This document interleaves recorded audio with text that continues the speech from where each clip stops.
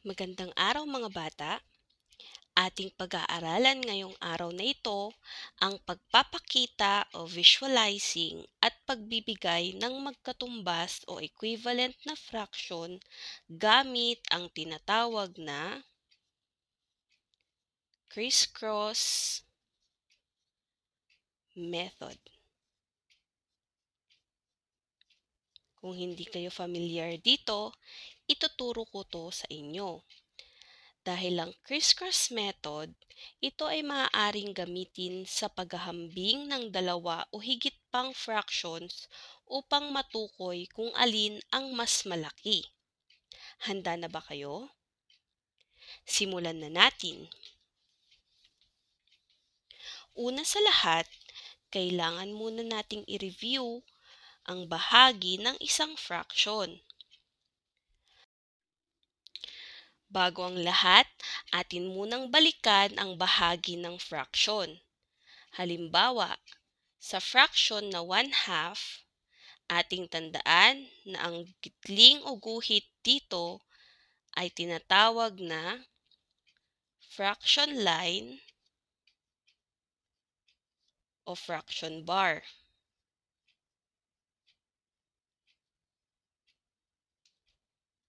Sa itaas ng fraction line o fraction bar, ang bilang na nasa taas ay tinatawag na numerator. At ang bilang naman ng nasa ibaba ng fraction line o fraction bar ay tinatawag na denominator. Ayan mga bata, napakadali lang tandaan, di ba? Ngayon, atin nang pag-aralan ang crisscross method. Bibigyan ko kayo ng mga halimbawang fraction upang matukoy natin kung ito ba ay magkaparehas o mahambing natin kung ito ba ay magkaparehas o hindi. Halimbawa, para sa fraction na 3/4 at 2/7, atin itong paghahambingin. Una, i-multiply natin ang numerator ng 3/4 sa denominator ng 2/7. 3 times 7 is, tama, 21. Pagkatapos naman, i-multiply natin ang denominator ng 3/4 sa numerator ng 2/7. 2 times 4 is 8. Tama. Ngayon, tingnan natin kung alin ba ang mas malaki sa kanila. 21. Kaya naman, 21 is greater than 8 o mas malaki ang 21 kaysa sa 8, kaya mas malaki ang 3/4 kaysa sa 2/7. Naintindihan nyo ba mga bata? Mahusay! Ngayon, magbibigay pa ako ng iba pang halimbawa.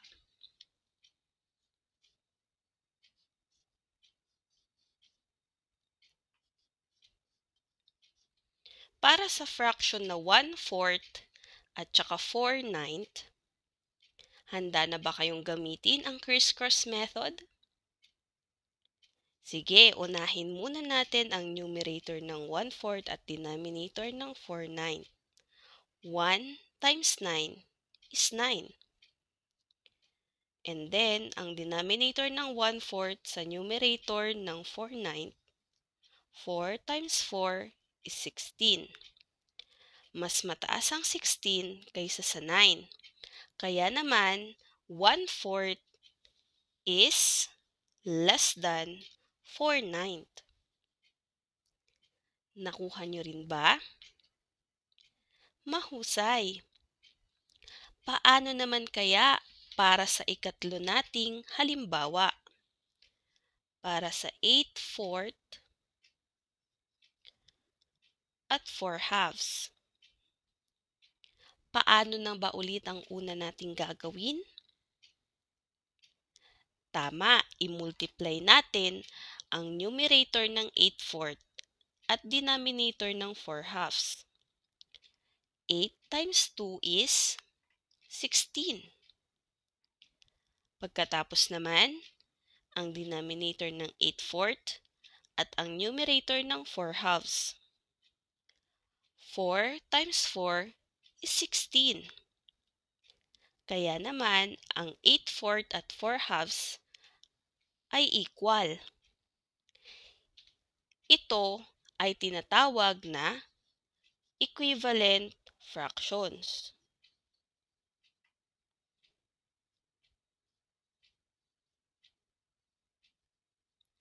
Dahil ito ay magkatumbas na fractions. Naintindihan niyo ba, mga bata? Magaling!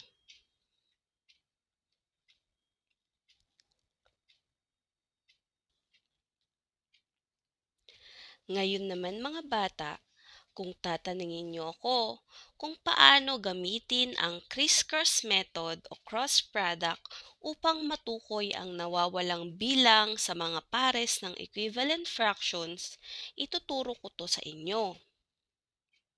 Ang unang step na iyong dapat gawin, tukuyin kung alin sa mga pares ang may nawawalang bilang. Katulad ng ginawa natin, kailangan nating i-criss-cross ito. Ang nawawalang bilang ay ang denominator ng unang fraction.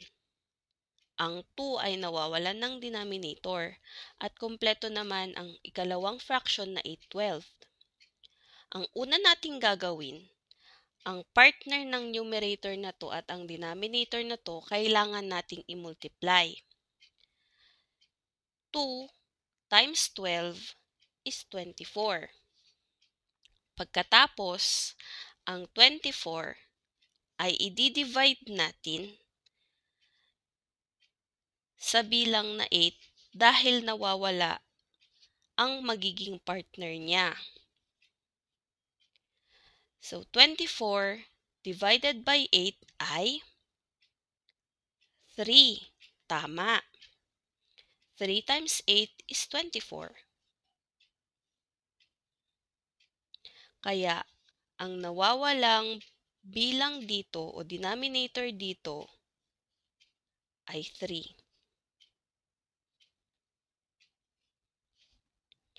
Kapag minultiply natin ang 8 at 3, 8 times 3 ay 24. Kaya naman, sila ay naging equivalent fraction na. Napakadali lang, di ba? Ngayon, dito naman tayo sa number 2.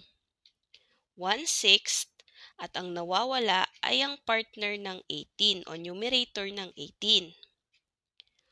Una nating gagawin, i-multiply ay may mag-partner sa criss-cross method, ang 1 at 18.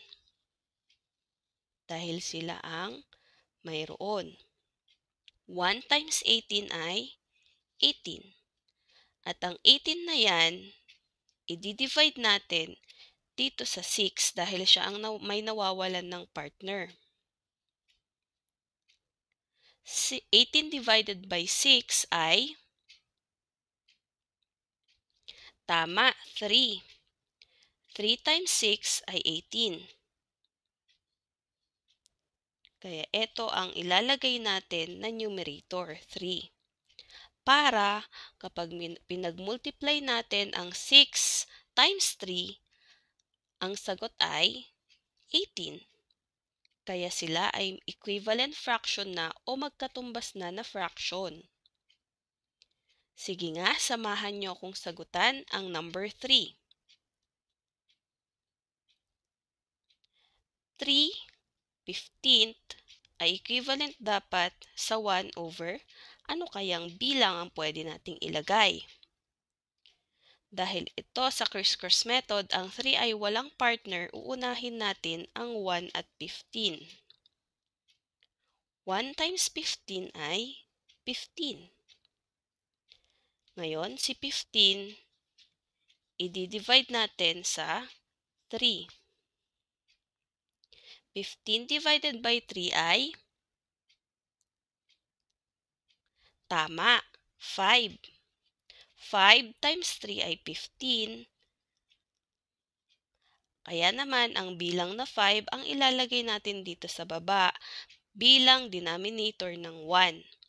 Para kapag criss-cross natin sila, 3 times 5 ay 15. 15, 15, equivalent fraction. Sana ay marami kayong natutunan ngayong araw na ito, mga bata.